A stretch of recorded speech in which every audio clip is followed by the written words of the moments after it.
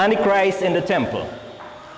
Now these days we hear lots of various interpretations and opinions about Antichrist, and most of them are not biblical at all. And so tonight we want to identify the Antichrist from the Bible and the Bible only. We will gather all information from the Bible pertaining to Antichrist, and then we will apply those points accordingly.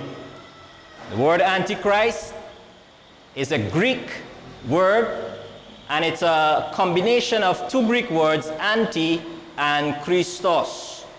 The word anti, according to the Dictionary of Hebrew and Greek Words, taken from Strong's Exhaustive Concordance, the word anti means instead or because of, in the room of, substitution.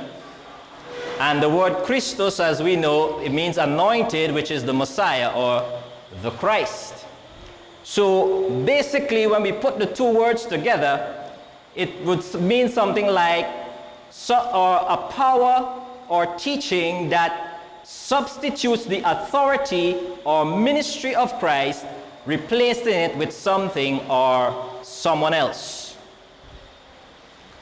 In the Bible, there are 5 times that the word Antichrist is actually mentioned, and all in the epistles of John. John says here, little children, it is the last time, and you have heard that Antichrist shall come. Even now there are many Antichrists, whereby we know it is the last time. They did what? Went out from us, but they were not of us. So here John, writing approximately in the year 90 AD, prophesies that Antichrist is coming. So Antichrist was future to John. And John indicated that there were some persons in the church. Now there are many Antichrists, and they went out from us. Us meaning the brethren of the church. So there were some persons in the church who had Antichrist spirit or belief. So John was acknowledging that even though Antichrist was future to him, the spirit of Antichrist was already in the world at his time. Look at these two verses, one by John and one by Paul. This is what John said. This is that spirit of Antichrist, whereof ye have heard that it, what? Should come, and even now already is it in the world. That's in John's time. And look at what Paul says. For the mystery of iniquity doth what? Already work. So the spirit of Antichrist, which John spoke about, which was already in the world, Paul called it the mystery of iniquity. And remember, we had that for our homework, to try and understand what is the mystery of iniquity. And notice Paul saw the working or the beginning of this Antichrist spirit right in the churches in his time. Here Paul wrote or said in the book of Acts chapter 20 verse 30 to 31, look what he says. Also of your own selves, speaking from among the church brethren, of your own selves shall men arise, doing what? Speaking perverse things to do what? Draw away disciples after them. Therefore watch and remember that by the space of how many years? 3 years I cease not to warn everyone night and day with tears. So Paul indicated that the Antichrist spirit would arise right from within the church, not from pagan or heathen religions. And obviously this spirit would seek to combine Christian teachings with Babylonian concepts, but it would be cloaked in the name of Christianity, and this is the essence of Antichrist. I want us to go with me to our Bibles, to 2 Thessalonians, and as we read, we will see the very spirit and character of the Antichrist will be revealed to us in this chapter. 2 Thessalonians chapter 2.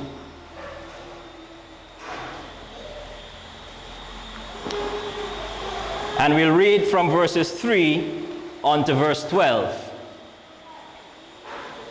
2 Thessalonians chapter 2, verses 3 on to verse 12, the Bible begins by saying, "Let no man deceive you by any means, for that day shall not come, except there come a falling away first, and that man of sin be revealed, the son of perdition." So notice, Paul is saying, first thing that would occur when in the progression of the Antichrist, the first thing is that a falling away from the truth, an apostasy from the pure teachings of the Bible. That is the first step toward Antichrist.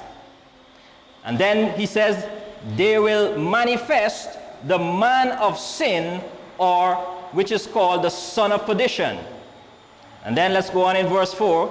The son of perdition, who opposeth and exalteth himself above all that is called God, or that is worship, so that he, as God, sitteth in the temple of God, showing himself that he is God. So now we see the objective of the son of perdition is to sit in the temple of God as God, appearing as God. Let's jump down to verse 8.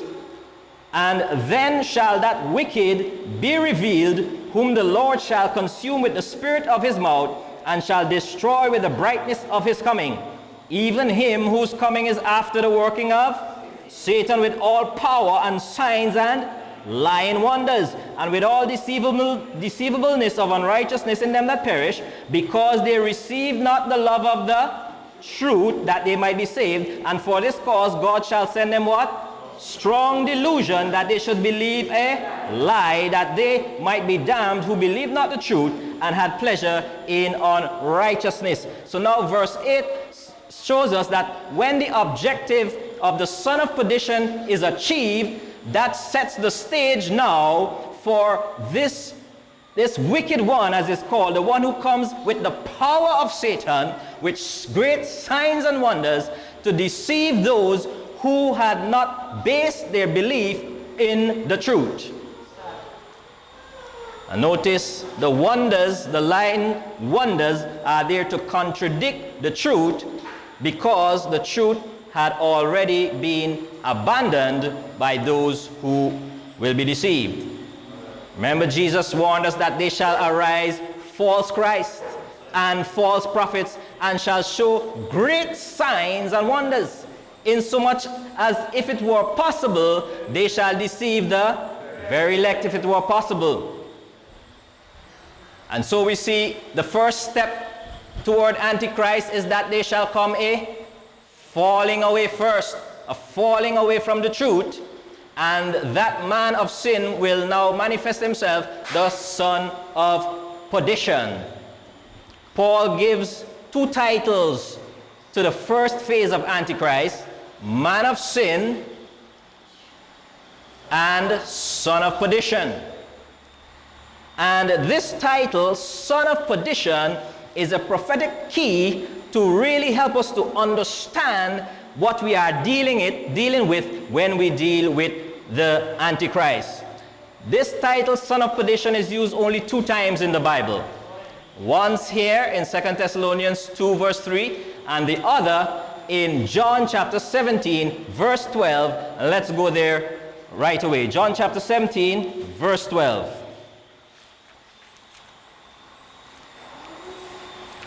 Here we have Jesus Christ in his prayer on the night before he was crucified.